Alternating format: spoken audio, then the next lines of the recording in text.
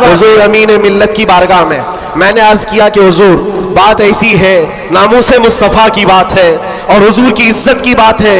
गरीब है, फकीर है ये आदमी, मेरे पास ना इल्म की दौलत ना मेरे पास अमल की दौलत। मैंने तो ऐलान कर दिया और मैं जाना चाहता हूं दिल्ली। आप क्या फरमाते हैं?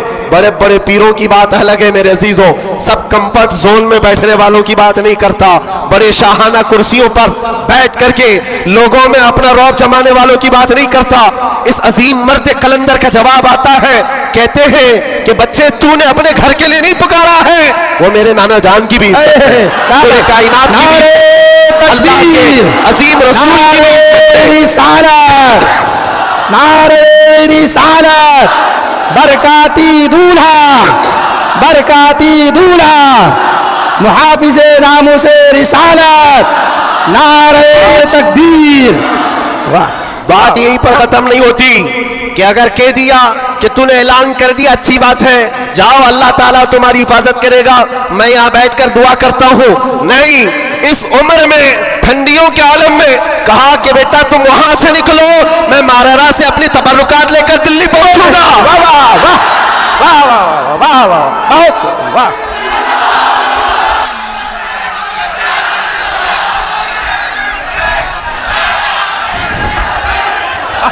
वाह, सुभान अल्लाह, सुभान अल्लाह।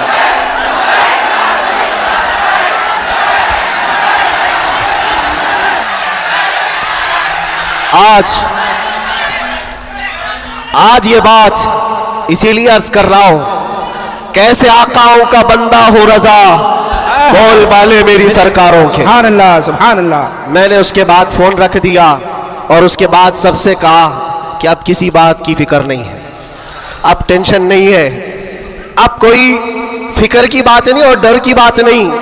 फिर कहां से किस तरह के तबसरे आए मुझे आज वो याद भी नहीं है, मुझे वो याद भी नहीं है, लेकिन इतनी बात याद है कि उस वक्त मेरे साथ कोई एक अजीम शख्सियत खड़ी थी, हम तो इंतजार में थे और गए भी थे, लेकिन तारीख सबको पता है।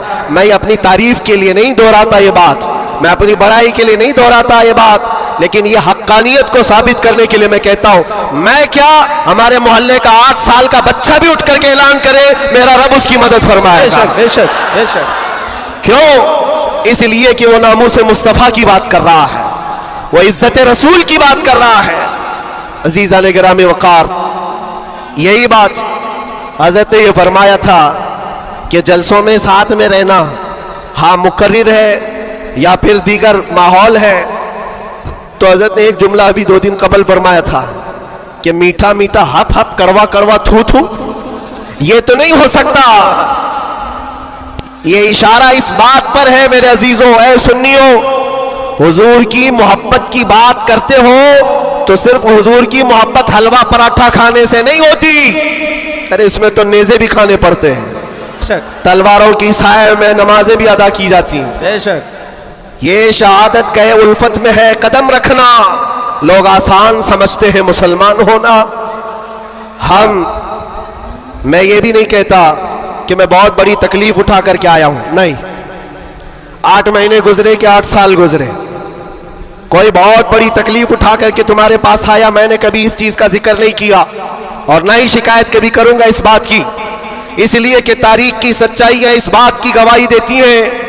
वो बड़े बड़े अइम्मा इस्लाम जो रसूलुल्लाह की आल में से थे, इमाम मूसा काजिम, हम तो मेरे अजीजों गुनहगार हैं, हमारी बहुत सारी खताएं हैं, वो अहले बैत अइम्मा इस्लाम जिनके गुनाह नहीं, खताएं नहीं, बगैर किसी कसूर के जालिम बादशाहों ने 7-7 साल तक उनको अंदर कैद में रखा है।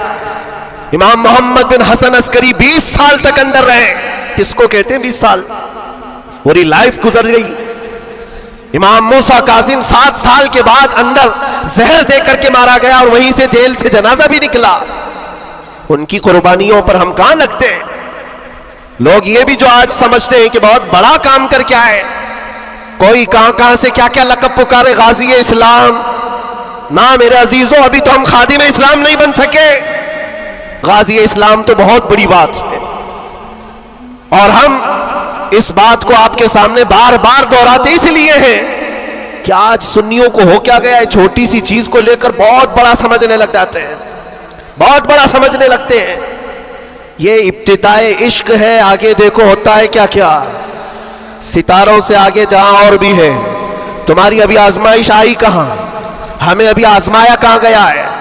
قرآن تو یہ کہتا ہے کہ ہم حسبتم ان تدخلوا الجنۃ ولما یأتکم مثل الذین خلوا من قبلکم مستهم البأساء والضراء وزلزلوا حتى يقول الرسول والذین آمنوا معه متى نصر اللہ الا ان نصر اللہ قریب. رب تعالیٰ فرماتا ہے کیا تم یہ سوچ کر بیٹھے ہو کہ تم سیدھے جنت میں چلے جاؤ گے اور تم کو ویسی تکلیفیں نہیں آئیں گی جیسے پہلے والوں کو آئی تھی؟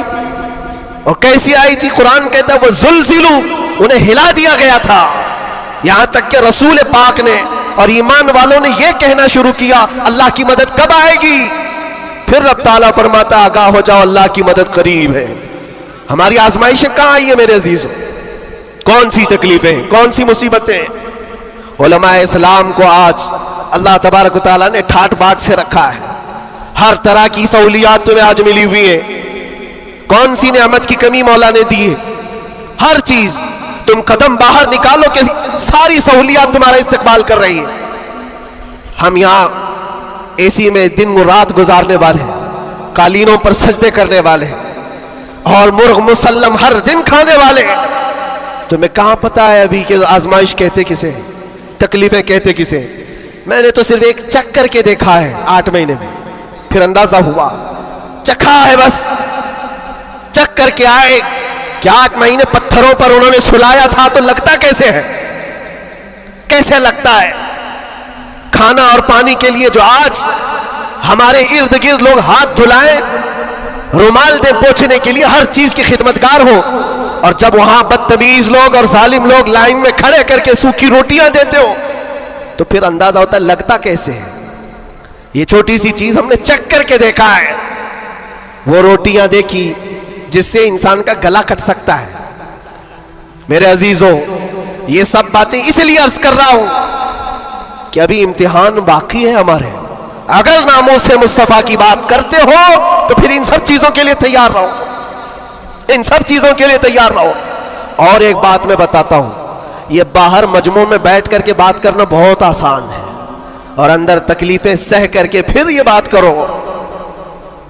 میرے عزیزوں، کبھی کبھار گھبراہٹ ایسی ہوتی تھی، کچھ قیدی لوگ آ کر کہتے تھے کہ سچ میں اللہ ہے؟ ایسے سوال، اللہ ہے، سنتا ہے؟ اور اس وقت کوئی آیت ان کو بتانے میں بھی ہمیں ایسا لگتا. ایک قیدی سے میں نے کہا ان مع العسر یسرا، ہر تکلیف کے بعد آسانی اللہ کا وعدہ ہے. جھٹ سے اس نے کہا مولانا 16 سال ہو گئے، ابھی کب آئے گی وہ آسانی؟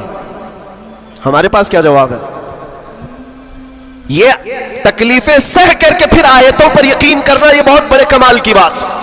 یہاں باہر بیٹھ کر کے جو تسلی کی باتیں کریں، میرے عزیزوں بہتوں کو ہم نے دیکھا ہے، بہتوں کو جان بھی دیں گے، گردن بھی کٹا دیں گے، بہت ساری باتیں ہیں. اسی سے اندازہ ہو جاتا ہے جو صبح بستر نہیں چھوڑ سکتا وہ کیا گردن کٹائے گا؟ جو نماز کے لیے اذان کو لبیک نہیں کہتا، وہ جان کی بات کہاں ہے؟ ایک ڈنڈے سے ساری چیزیں بھاگ جائیں گی، سب نکل جاتے ہیں ادھر ادھر. میں سب کی بات نہیں کرتا. آزمائشیں جس وقت آئیں گی میرے عزیزوں، استقامت یہ کسی چھوٹے موٹے چیز کا نام نہیں ہے. اللہ تعالیٰ فرماتا ہے ان الذین قالوا ربنا اللہ ثم استقاموا، بے شک وہ لوگ جنہوں نے یہ کہا ہمارا رب اللہ ہے، پھر اس پر جمے رہ گئے، تتنزل علیہم الملائکہ، ان پر پھر فرشتے اتارے جاتے ہیں، فرشتے اتارے جاتے ہیں. میرے عزیزوں، یہاں بڑی بڑی باتیں کہنے کے لیے میں نہیں کھڑا، بس اتنی بات کہوں گا کہ حالات کے تناظر میں جو آج تمہارے لیے سب سے بڑے چیلنجز ہیں، اس میں تمہیں کھڑے اترنے کی ضرورت ہے. تم صرف اپنے محلے کے نمائندے نہیں ہو. یہ جو سروں پر ٹوپیاں اور داڑیاں ہیں تمہارے چہروں پر، تم کسی مسجد کے ہی مصلی نہیں ہو، بلکہ پوری کائنات میں اللہ نے تمہیں خیر امت بنایا ہے. سب انسانوں کے لیے تم رہبر ہو، رہنما ہو. تمہارے اخلاق ہر کوئی آج دیکھ رہا ہے. تم ایمبیسیڈر ہو کس کے؟ رسول پاک کے. تم ترجمان ہو اخلاق رسول کے.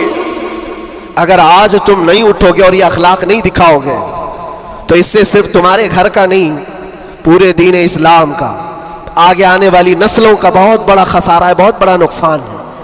نوجوانوں سے میں بار بار یہ اپیل کرتا آیا ہوں، اے نوجوانوں اٹھو اٹھو، وہ گھر نہ حشر نہ ہوگا پھر کبھی، دوڑو کہ زمانہ چال اپنی چل گیا ہے، اور دہر میں اس میں محمد سے اجالا کر دو، قوت عشق سے ہر پست کو بالا کر دو۔ آج تمہارے صرف کھڑے ہونے کی دیر ہے۔ کس چیز کے لیے کھڑے ہونے کی دیر ہے؟ جب میں ایسی باتیں کرتا ہوں تو ہمارے جو رشتہ دار قلم کاپی لے کر بیٹھے ان کو لگتا ہے یہ جنگ کے لیے بلا رہے ہیں، ابھی تلوار بھالے نیزے کی بات کر رہے ہیں۔ میرے عزیزو، تمہارے لیے سب سے بڑا ہتھیار عشق مصطفیٰ ہے، عشق رسول ہے، محبت مصطفیٰ ہے، اور جب وہ کسی کے اندر آ جاتا ہے تو پھر اس کے اخلاق سے وہ نظر بھی آتا ہے، اس کے اخلاق سے وہ نظر آتا ہے۔ جاہل عاشق رسول نہیں بن سکتا، عاشق رسول علم کی طرف بڑھتا ہے۔ جاہل اور ایسا بدعقیدہ جو دعویٰ کرتا ہو حضور کے غلام ہونے کا، اگر اس کی زبان میں سچائی نہیں ہے تو وہ عاشق رسول ہے ہی نہیں۔ اللہ کے نبی صلی اللہ تعالیٰ علیہ وسلم نے فرمایا، میرے غلاموں میں سے جتنے ہیں اگر کوئی منافق ہو تو منافق کے اندر دو عادتیں جمع نہیں ہو سکتی۔